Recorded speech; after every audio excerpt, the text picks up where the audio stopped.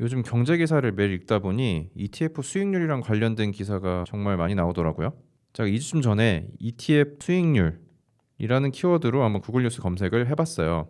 어떤 ETF가 잘 나간다, 주식보다 뭐 짭짤했다, 뭐 바이오리치 인버스 ETF가 돋보였다, 미국 비테크 ETF, 뭐 이런 여러 가지 수익률 관련된 기사가 정말 많이 나오더라고요. 이 중에 9월 16일에 나왔던 수익률 기사가 있어서 한번 열어봤어요. 이 기사를 보니 올해 3분기 중 ETF 수익률 순위가 나오더라고요. 타이거 바이오 탑10, 뭐 타이거 200 헬스케어 같은 바이오 ETF가 굉장히 수익률이 좋더라고요.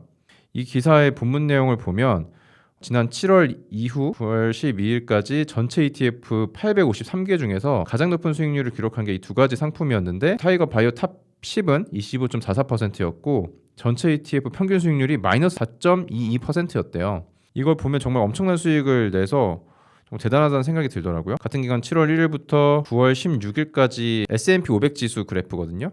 제가 보니까 약 한 2% 정도 수익률이 났어요. 이렇게 비교해보면 우리가 미국 시장에 장기 투자하는 게 맞다는 건 잘 아는데, 분기마다 20% 넘게 오른 ETF가 있다는 기사들이 계속 나오는 걸 보니까 이거 진짜 사면 돈 벌 수 있나?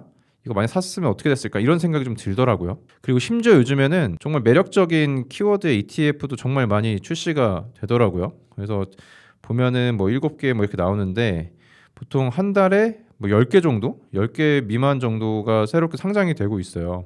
그리고 또 이렇게 상장된 ETF들은 뭐 인스타그램도 그렇고 유튜브도 그렇고 여기저기서 광고도 정말 많이 해서 개인적으로 많이 혼란스럽더라고요. 이렇게 뉴스나 광고로 소개되는 수익률 좋다고 하는 ETF들, 매력적인 ETF들을 사면 나도 과연 추가 수익 얻을 수 있었을까? 예전에 나왔던 그 ETF를 샀으면 돈을 벌 수 있었을까?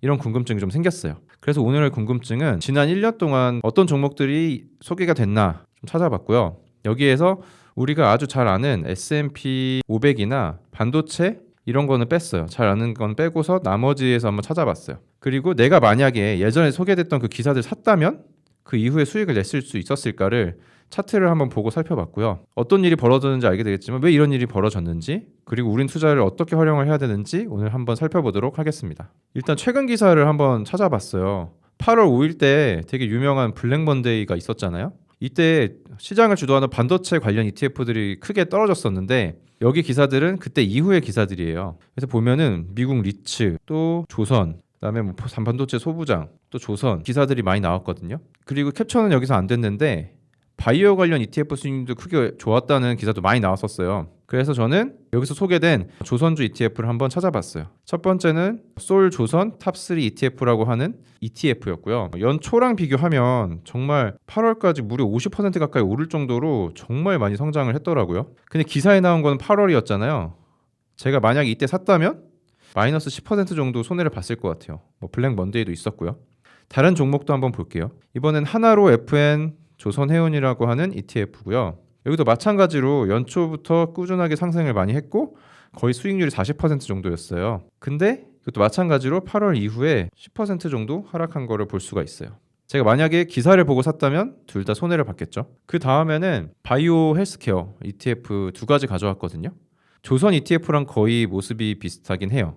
기사에 나온 8월까지 성장을 하다가 그 이후에 떨어지고, 마찬가지로 올라갔다가 떨어지고. 이 기사가 나온 거는 9월 시점이었으니까 무조건 저는 손실을 봤을 거예요. 그런데 여기에 있는 이제 8월 5일은 되게 유명한 블랙 먼데이가 있었잖아요. 블랙 먼데이란 예외적인 사건이 있기도 했었고 9월은 전통적으로 원래 주식시장이 좋지 않기로 유명하기도 하잖아요. 그래서 지금껏 살펴본 8월 9월은 이런 예외적인 이벤트가 있기 때문이 아닌가 이렇게 생각이 들기도 하더라고요. 그래서 조금 더 예전 기사들을 찾아봤어요. 지금으로부터 3월에서 6개월 전이니까 올해 3월에서 6월 정도에 나온 기사들을 한번 찾아봤어요. 6월에는 수출주 실적 개선주라고 해가지고 화장품 이야기도 되게 많았었고요.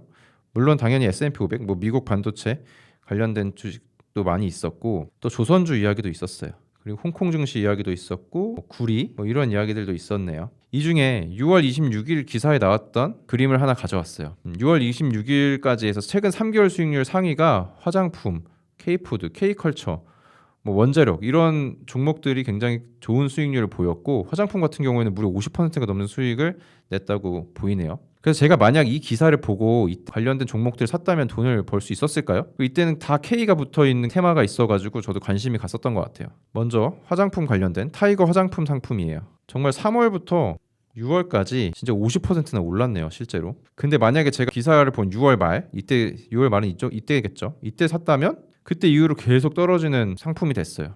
또 고점이었네요. 9월에 조금 상승하고 있는 것 같기는 하지만 어쨌든 마이너스 한 20% 정도 손실을 봤을 거예요. 그 다음에 K푸드인데요. K뷰티랑 K푸드는 산업 분야도 다르고 포트폴리오에 있는 구성 종목들도 많이 다르거든요. 근데 움직임이 좀 비슷하더라고요. 이때도 마찬가지로 3월부터 6월까지 정말 가파르게 상승을 했고요. 이때도 한 50%가 올랐어요. 그리고 제가 만약 이때 샀다면 또 고점을 잡았습니다. 또 이 이후로 계속 떨어져요. 역시 마이너스 20% 손실입니다. 그 다음에는 2분기 수익률 3위였던 K컬처 액티브라고 하는 상품의 차트거든요. 구성 종목을 보니까 게임 회사도 있고 그다음에 식품 회사도 있고 화장품 회사도 들어있어요. 차트 모양은 신기하게도 앞에 두 ETF의 차트랑 거의 비슷하네요. 3월부터 10월까지 계속 오르고 이 이후로 하락하고. 방금 본 세 가지 한류 관련 ETF들의 움직임이 거의 비슷해서 되게 신기하거든요. 제가 이유를 자세하게 찾아보진 않았는데 혹시 왜 이렇게 움직이는지 아시는 분이 있다면 댓글로 알려주세요. 이번에는 수익률 4위였던 원자력 ETF예요. 하나로 원자력 아이셀렉트라고 하는 ETF고요. 이 종목에 대한 수익률은 6월에 제가 처음 봤지만 사실 찾아보니까 3월에도 있었고 4월에도 있었더라고요. 그래서 제가 만약에 3월이나 4월에 샀으면 조금은 올랐을 수도 있을 것 같아요. 반면 6월에는 그 이후로 크게 오르지 못하고 하락하는 경향을 보이고 있습니다. 최근에는 또 원자력이 또 올랐다는 기사가 다시 나오긴 하더라고요. 아무래도 이 채널을 보시는 구독자분들도 저도 장기 투자를 모두 좋아하잖아요. 그러다 보니까 단기 말고 적어도 1년 이상을 들고 있으면 어떻게 되는지 확인할 필요가 있을 것 같아요. 그래서 1년 전 기사들을 좀 찾아봤습니다. 브라질 ETF에 대한 내용들도 있고 미국 정유주 ETF 이야기들도 있고 농산물 ETF 수익률이 높다는 기사도 있네요. 그래서 관련된 ETF들 좀 찾아봤어요. 브라질 관련된 최근 급등했다고 나온 기사에서 소개된 제목은 프로쉐어즈 울트라 MSCI 브라질 캡트라고 되어 있어서 미국에 상장된 ETF거든요. 이때 최근 3개월 수익률이 26.95%로 굉장히 높다고 나와 있었고 기사 내용을 보면 브라질 한때 투자자의 무덤이었지만 독보적인 상승들이 나타나고 있는데 그 이유가 금리 인하, 그다음 헤아라 안정, 그다음에 뭐 여러 가지 경제 상황이 개선된 영향이라고 소개를 했더라고요. 이 당시에는 브라질의 경제 상황이 많이 개선되고 있다라는 기사들도 함께 많이 나오고 있어서 만약에 내가 신흥국가 중심에 관심이 있었다면 매력적으로 느꼈을 것 같아요. 이 기사에서 소개된 기간이 5월부터 한 8월까지 정도였거든요. 이때 굉장히 수익이 좋았죠. 제가 만약에 8월에 샀다면 어떻게 됐을까요? 직후에는 좀 떨어지긴 했는데 연말에는 다시 또 많이 올라서 재미를 좀 봤을 것 같아요. 그런데 올해 초부터는 또 굉장히 크게 하락하기 시작해서 계속 하락을 많이 해버렸겠네요. 결국 손실했을 것 같습니다. 이번에 2차전지 테마에 대한 내용이었는데요. 2차전지 수익률이 좋다라는 내용은 6월에 정말 기사가 많이 나왔었어요. 제가 만약에 이 기사를 보고 2차전지를 ETF를 샀다면 역시나 우하향 그래프를 맛보게 됐겠네요. 잘못하면 마이너스 40%, 마이너스 50% 손실도 날 수 있었을 것 같아요. 작년 7월 기사에 소개된 2차전지보다 수익률이 높다라고 소개됐던 미국 정유주 ETF인 코덱스 S&P 500 에너지예요. 기사가 소개된 시점은 작년 7월이었으니까 이 정도 지점이고요. 되게 좋았죠. 5월부터 8월까지 정말 잘 오르긴 한 것 같아요. 제가 만약 이때를 샀다면 연말까진 그래도 조금은 수익을 냈을 것 같은데 오르락 내리락 하고 있긴 하지만 그래도 플러스일 수는 있었을 것 같습니다. 이번엔 농산물 ETF인데요.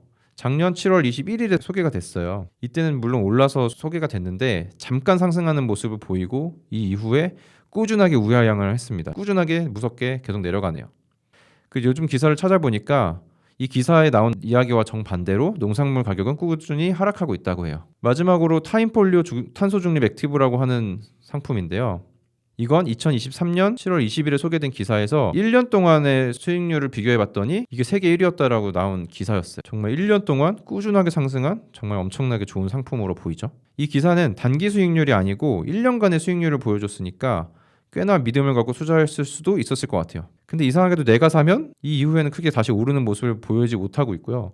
의외는 소폭을 하락하고 있습니다. 이상하게 기사를 보면 다 안 오르고 있네요. 제가 지금까지 10개 이상의 종목들을 살펴봤는데 굉장히 비슷한 패턴이 있는 것 같아요. 일단 수익률은 3개월 수익률 기준으로 굉장히 많이 소개가 됐었고요. 대부분 당연히 기사 나온 시점까지 수익률은 좋았어요. 국내 주식이 안 좋다고 하지만 여기 나온 ETF들은 저금의 20%에서 50%까지도 올랐어요. 정말 엄청나죠. 그런데 신기하게 그때 샀다면 단기적으로는 물론이고 장기적으로도 내립니다. 그래서 제가 기사 보고 투자했으면 대부분 손해보고 최소 10%에서 20%는 손해를 봤을 것 같아요.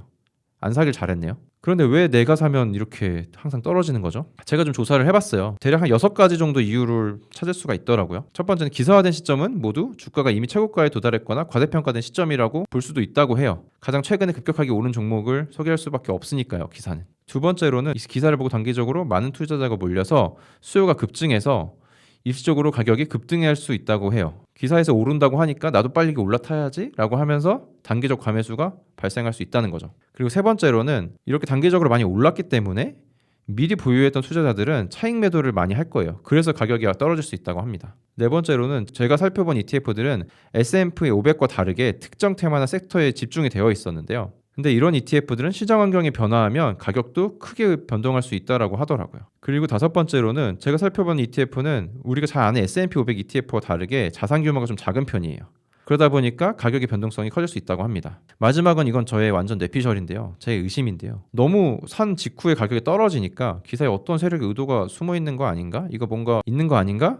라고 하는 생각도 들었어요. 이건 확인할 전 못했습니다. 그래서 우리는 이런 기사들을 보고 어떻게 해야 될까요? 일단 첫 번째는 기사 보고 사는 건 정말 즉흥적으로 구매하는 거는 하면 안 될 것 같아요. 기사에서 이미 나왔다고 하면 이미 비싸겠네 이렇게 생각하는 게 합리적일 것 같습니다. 그런데 혹여나 정말 매력적인 상품을 발견할 수도 있잖아요.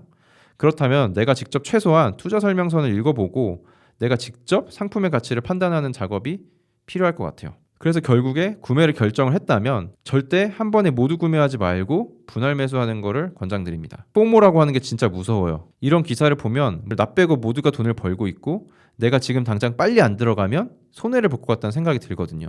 그래도 아무리 좋은 상품으로 보이더라도 기계적으로 분할 매수하는 거를 꼭 추천합니다. 개인적인 경험으로도 좋은 정보나 너무 좋은 아이디어가 떠올라서 급히 매수를 많이 하면 그 이후에 좋은 성적을 나는 경우가 거의 없더라고요. 그리고 이건 진짜 개인적으로 얘기하고 싶은 건데 일단은 규모가 너무 작고 출시한 지 3년이 안 된 ETF는 투자하지 않는 게 좋지 않을까 이런 생각을 합니다. 일단 3년 돼야 이게 정말 좋은 ETF인지 아닌지 판단을 할 데이터가 쌓일 것 같아요. 그리고 가능하면 일단 S&P 500 지수를 추종하는 ETF를 정액 적립식으로 장기 투자하는 거를 우선 하고 이후에 여윳돈이 있으면 다른 ETF는 소액으로만 시도해보면 좋을 것 같습니다. 오늘 준비한 영상은 여기까지고요. ETF 관련되어 있는 뉴스 기사들 해석하는 데 있어서 나만의 다른 노하우가 있다면 댓글로 공유하고 알려주세요. 감사합니다.